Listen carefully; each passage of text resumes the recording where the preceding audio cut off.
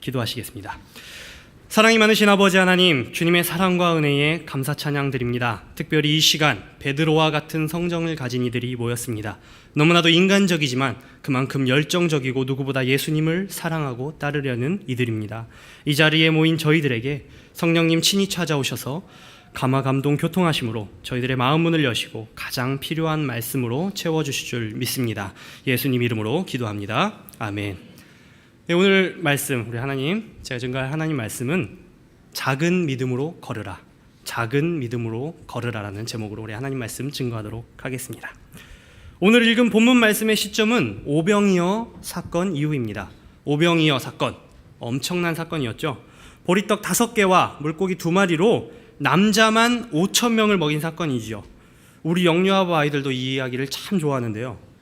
예수님께서는 이 일 후에 기적을 체험한 무리들을 돌려보내시고 홀로 기도하러 가셨습니다. 그리고 예수님을 제외한 제자들은 배를 타고 바다 건너편으로 가는 길이었습니다. 제자들과 그들이 탄 배는 바다 건너편으로 가는 도중 거센 바람으로 인한 요동치는 물결로 고난을 받고 있었습니다.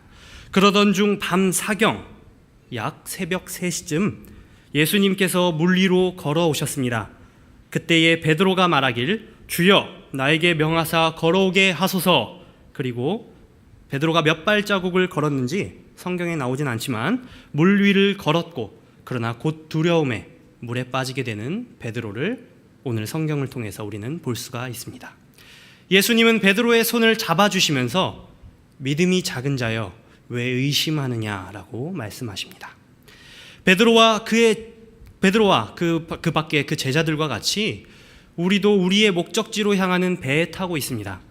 그러나 그 배는 폭풍 같은 고난과 시험, 그리고 풀리지 않는 문제로 인해 우리를 요동하게 만듭니다. 우리는 날마다 오병이어와 같은 정도의 예수님의 의적 그리고 은혜를 경험하며 살지만, 또 한편으로는 그런 은혜를 받은 적이 언제인가 우리에게 닥친 시련들은 하나님과 예수님의 능력을 무색하게 만들어버립니다. 고난 가운데 흔들리고 있는 배에 남은 자들과 같이 우리는 두려움에 떨고 소리만 지르고 있지 않습니까? 이때에 예수님께서 우리들에게 찾아오시고 부르십니다. 그리고 우리도 예수님께로 걸어가긴 하지만 물에 빠지겠죠. 예수님께서는 우리들에게도 믿음이 작은 자야 왜 의심하느냐라고 말씀하실 것 같습니다. 저는 이상하게 비행기랑 버스는 아무리 오랜 시간을 타도 멀미가 잘 나지 않는데요, 배는 몇 분만 타도 멀미가 심하게 납니다. 저와 비슷한 분들이 여럿 계실 거예요. 우리 당시 거센 바람으로 인해 심하게 요동치는 그 배에 탄 사람들을 한번 생각해 봅시다. 벌써부터 속이 미식거립니다. 이 시간은 새벽 3시죠. 전 겁이 많아가지고요, 새벽 3시엔 밖에 나가지도 않아요. 정말 어둡고 이제는 죽을 수도 있다라는 생각에 배에 타고 있던 사람들은 얼마나 무서웠겠습니까? 거기다가 흐릿하게 보이는 예수님, 물 위를 걸어오는 그 인형을 보면서 유령이다, 귀신이다 라고 말하는 사람들의 반응이 이해가 되지 않습니까? 그런데 제가 이 무섭고 두려운 모습을 이 성경을 읽어보면서 상상해보면서 무엇인가 이상한 점을 발견할 수 있었습니다. 왜 다른 배에 남은 이들은 다들 무섭고 두려워 소리 지르고, 또 누군가는 뱃멀미도 했겠죠. 그랬을 텐데 왜 이 베드로라는 사람은 예수님을 알아보고 안심하라, 두려워하지 말라는 예수님의 음성을 듣고 예수님께 나로 하여금 물 위로 오라 하소서라는 말을 할 수 있었을까요?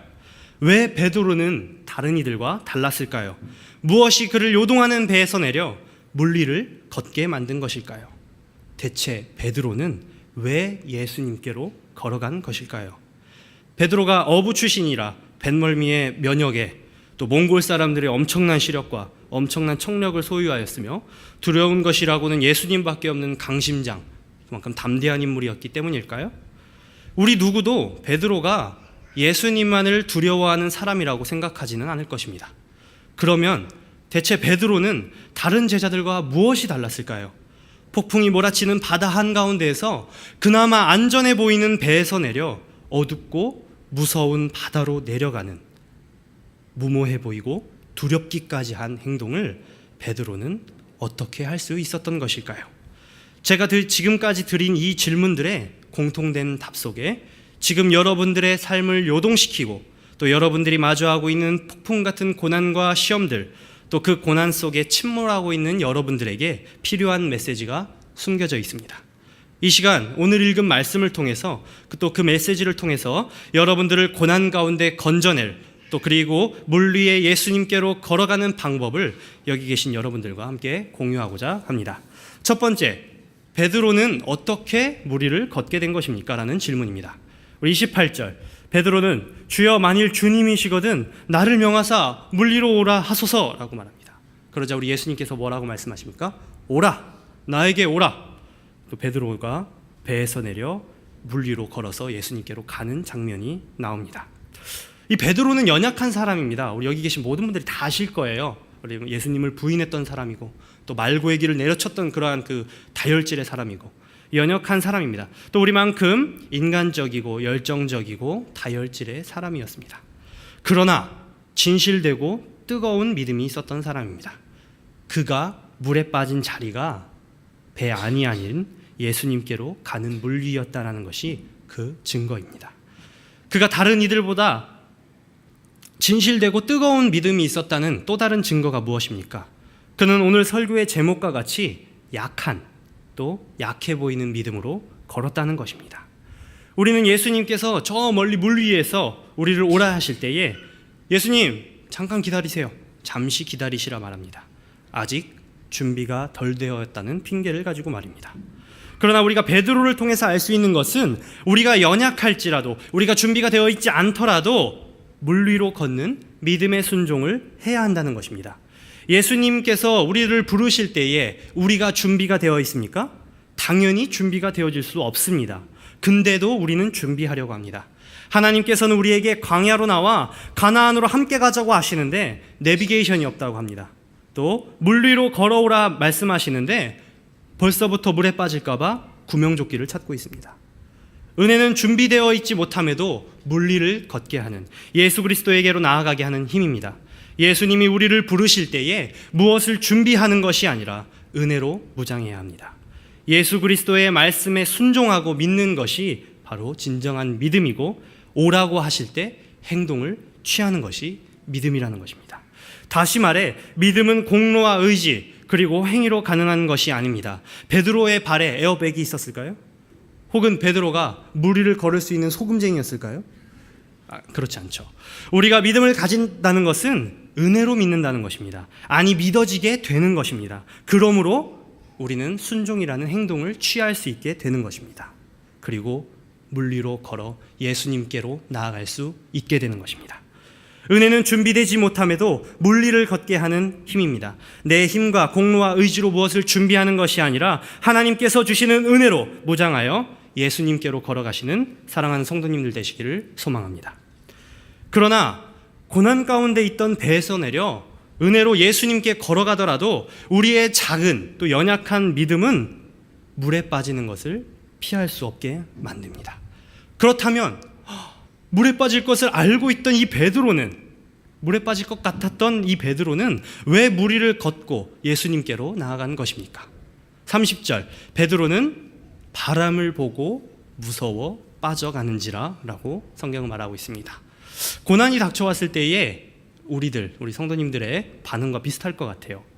내 눈앞에 있는 고난을 보면서 무서워, 그리고 좌절하고 낙심하고 넘어지는 저희들의 모습과 뭔가 닮지 않았습니까? 우리 다시 한번 베드로와 우리들을 비교해 봅시다. 연약하고 실수투성이의 모습, 매일 닥치는 시험에 넘어지고 쓰러지는 우리와 닮아 있지 않습니까? 이 가시덤불 숲에 갇힌 자는 그 가시덤불 숲에서 나오려면 이 가시덤불을 뚫어야겠죠. 그러면 아플 겁니다. 상처가 나고 피가 납니다. 그렇다면 우리는 그 가시덤불 숲 한가운데 내가 상처나고 내가 피나는 것이 두려워서 그 한가운데에 멈춰 계실 것입니까? 그곳에 머물러 계실 것입니까? 두렵습니다. 아픕니다. 괴롭습니다. 그렇기 때문에 더더욱 예수 그리스도에게로 향하는 몸부림이 있어야 한다는 것입니다. 수영을 예로 듭시다. 우리 물을 거스르는 몸부림이 있기 때문에 전진하는 것 아니겠습니까? 물론 저는 가라앉겠죠. 저는 맥주병이기 때문이죠. 베드로가 물에 빠지는 것은 당연합니다. 그는 예수님 말씀처럼 믿음이 작은 자, 의심하는 자였기 때문입니다. 그러나 예수님을 제외하고 그 누가 베드로에게 믿음이 작다 말할 수 있겠습니까? 아니, 그 누구의 믿음의 정도를 어느 누가 가늠할 수 있겠습니까? 어두운 밤 바다 한가운데 서 있다고 우리 가정해 봅시다. 얼마나 두렵겠습니까? 얼마나 무섭겠습니까? 그러나 이 거센 바람으로 요동하는 고난당하는 배에서 내려 자기를 부르시는, 오라 부르시는 예수 그리스도에게로 향하는 그 발걸음은 결코 죽음으로 향하는 자포자기의 발걸음이 아니라 생명으로 가는 발걸음이라는 사실을 우리 성도님들 마음에 새기셔야 합니다. 여기서 우리가 드는 의문은 깊은 바다 물속에 곧 빠지게 될 길이 왜 생명으로 향하는 길인가라는 것입니다. 그에 대한 답은 예수님께서 즉시 손을 내밀어 붙잡아 주실 것이라는 이유이기 때문입니다. 31절, 예수님께서 즉시 손을 내밀어 그를 붙잡으신다고 말씀하고 계십니다. 베드로는 그런 예수님께 무엇이라고 말하고 있습니까? 주여, 나를 구원하소서, 나를 살려주십시오. 이 베드로의 이러한 모습들은 26절에 배에 남은 사람들이 예수 그리스도를 보고 놀라 무서워하여 소리를 지르고 비명을 지르고 있는 모습과 대조되지 않습니까? 살려달라, 나를 구원해달라. 베드로가 구할 때에 우리 예수님의 반응이 어떠하셨습니까? 즉시 손을 내밀어 우리가 아까 방금 찬양한 찬송의 가사처럼 주님의 영원하신 팔, 주님의 그 힘 있으신 그 팔로 우리를 잡아주셨습니다. 우리는 물에 빠졌습니다. 또 지금 빠지고 있고 그 물은, 내가 빠지고 있는 물은 내 코밑까지 차올랐으며 아직 빠졌거나 빠지고 있지 않은 이들은 앞으로 그 바닷속에 빠지게 될 것입니다. 그때에 버킷리스트를 점검하면서 여행도 좀 다녔어야 되는데 죽기 전에 부모님 좀 잘 찾아뵀어야 하는데 하며 후회할 것입니까? 아니면 베드로와 같이 주님, 나를 구원해 주십시오, 나를 이 죽음에서 구원해 주십시오라고 소리치는 자가 될 것입니까?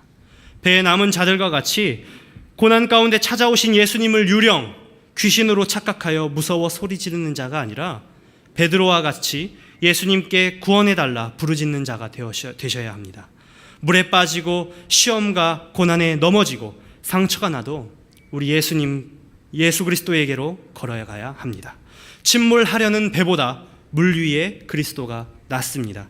왜냐하면 우리 예수님께서 우리를 즉시 붙잡아 주실 것이기 때문입니다.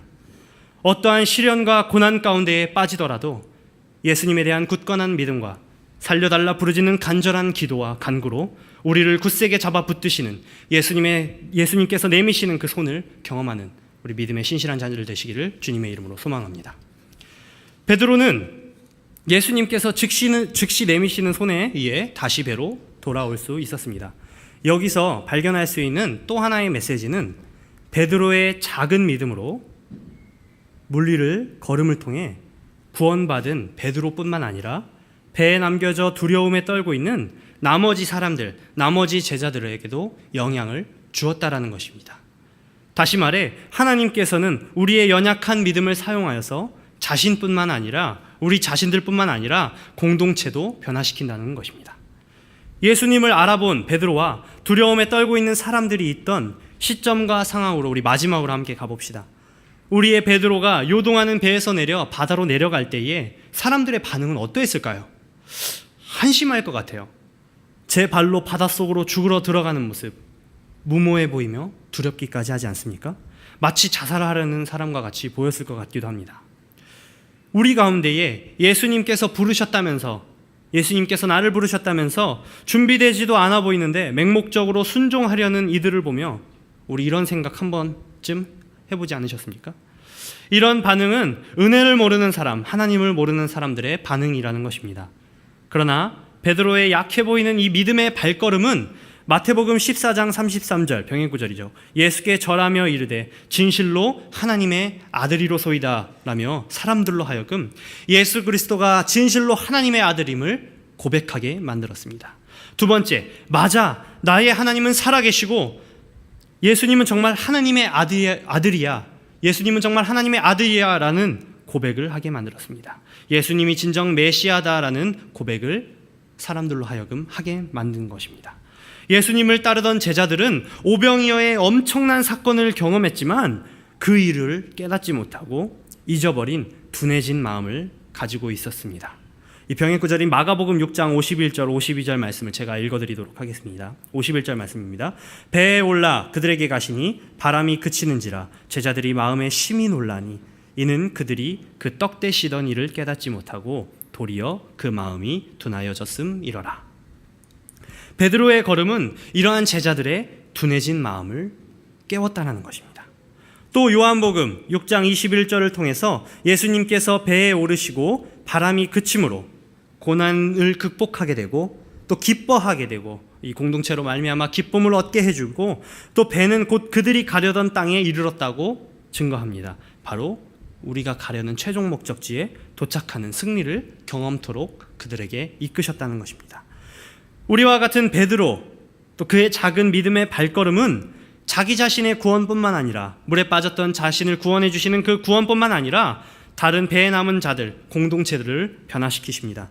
먼저는 그들이 하여금 예수님이 진정 하나님의 아들이다 고백하게 되었으며 그들이 굳어진, 둔해진 마음을 깨웠습니다. 또한 그들과 함께 큰 기쁨이 되며 최종 승리의 영광을 나누게 되었습니다. 여기 모임 성도님들이 한 사람 한 사람이 베드로와 같은 믿음의 걸음을 걷기를 주님의 이름으로 간절히 바랍니다.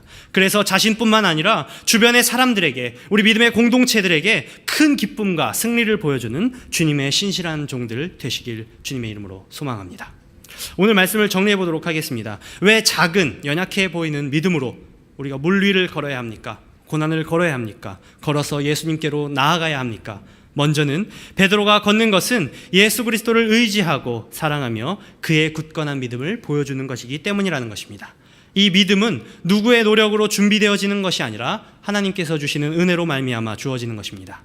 자신의 연약함을 인정하고 은혜를 구하고 은혜로 무장하십시오. 그래야 예수님께로 나아갈 수 있는 것입니다.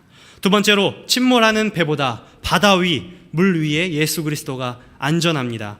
물에 빠져도 예수님께서 즉시 건져주실 것입니다. 물 위를 걸으십시오. 그리고 빠진다면 구원해 주십시오. 나를 구원해 주십시오. 우리 하나님께, 예수님께 부르짖는 자들이 되시기를 주님의 이름으로 소망합니다. 마지막으로, 약한 믿음으로 걷는 성도의 걸음은 나 자신뿐만 아니라 주변의 공동체도 변화시키기 때문입니다. 날마다 빠지고 구원받는, 다시금 예수님 그리스도의 그 강한 팔을 경험하는 주님의 자녀들은 끝내 승리할 것입니다. 이 자리에서 하나님 말씀을 전하고 있는 이 최베드로가 될 뻔한 저도, 또 오늘 이 축복된 자리에 오신 이베드로, 김베드로, 여러 베드로와 같은 성도님들은 곧 물에 빠지게 될 것입니다. 왜입니까? 이 설교를 들은 뒤 여러분들은 요동하는 배에 머물지 않고 배에서 내려 여러분들을 부르시는 예수 그리스도를 향해 하나님께서 주시는 은혜로 말미암아 물 위를 걷게 될 것이기 때문입니다. 그러나 그때 역시 바람은 불고 우린 겁이나 무서워 그 물에 빠져갈 것입니다. 그러나 물 위를 걷는 여러분들은 걱정이 없을 것입니다. 즉시 손잡아 주시는 우리 예수님이 계시기 때문입니다. 이래도 고난 가운데에 요동하는 배에 머물 것입니까? 나를 지켜줄 것 같은 요동하는 배, 고난에 벌벌 떨며 주저앉아 있을 것입니까? 당장 그 고난에서 내려와 그리스도에게로, 생명으로 나아가야 합니다. 베드로의 믿음은 결코 연약하지 않습니다. 작지 않습니다. 예수님을 제외하고 누가 그의 믿음을 작다고 평할 수 있겠습니까? 그러나 여러분들 역시 베드로와 같이 준비되어 있지 않은 것은 사실입니다. 준비가 될 수 없습니다. 그렇기 때문에 우리는 예수님을 봐야 합니다. 오라 부르시는 예수님의 음성을 들어야 합니다. 그리고 그곳으로 우리 함께 갑시다. 부르시는 곳으로 우리 함께 걸어갑시다. 물 위를, 광야를, 산이든 가시덤불 숲이든지 말입니다. 비록 내 몸은 두려움에 물속으로 빠져가고 또 시험과 고난을 돌파하느라 내 발은 부르트고 옷은 찢어지고 우리의 살갗에 많은 생채기가 날지라도 예수 그리스도로 나아가야 함은 그곳에 영원한 생명, 나를 구원해 주시는 구원이 있기 때문입니다. 여러분들이 지금 받고 있는 시험은 여러분들이 이미 받은 구원에 비할 수 없습니다. 그리고 여러분들이 앞으로 당할 고난은 여러분들이 장차 받을 영광에 족하지 않습니다. 지금 닥친 고난에 안주하지 마십시오. 시험이 주는 두려움을 이겨내고 작아 보이는 믿음일지라도 은혜로 말미암아 예수님께로 걸어가 끝내 승리하게 되는 사랑하는 홍대세교회 성도님들 되시기를 주님의 이름으로 축복합니다. 기도하시겠습니다. 사랑이 많으신 아버지 하나님 감사합니다. 무리를 걷는 또 예수님께서 베드로를 부르시는 그 장면을 통해서 또 오늘 본문 말씀을 통해서 정말 하나님 저희들이 왜 하나님께로 나아가야 하는지, 왜 예수님께로 걸어가야 하는지 그 믿음의 순종에 대해서, 그 은혜에 대해서 나누어 보았습니다. 하나님 저희들 너무나도 연약하고 부족하여서 저희들에게 닥친 시험과 고난에 넘어지고 물에 빠지고 지칠 수밖에 없는 너무나도 부족한 자들입니다. 하지만 그럼에도 불구하고 하나님께서 부르실 때에, 예수님께서 부르실 때, 오라 하실 때에 저희들이 담대하게 그 무리를 걸을 수 있는 것은, 그 시험과 고난을 돌파할 수 있는 것은 바로 우리 예수님께서 언제든지 그 즉시 손 내밀어 우리를 구원해 주실 것임을 우리가 믿기 때문입니다. 하나님 저희들을 끝까지 붙잡아 주시옵고 인도하여 주시옵소서. 저희들의 작아 보이는 이 발걸음을 통해서 또한 우리 공동체가 더욱더 건강해지고 변화되기를 원합니다. 더욱더 살아계신 하나님을 발견하게 되는 아버지 우리 홍대세교회 성도님들 될 수 있도록 인도하여 주시옵고 함께하여 주시옵소서. 예수님 이름으로 기도합니다. 아멘.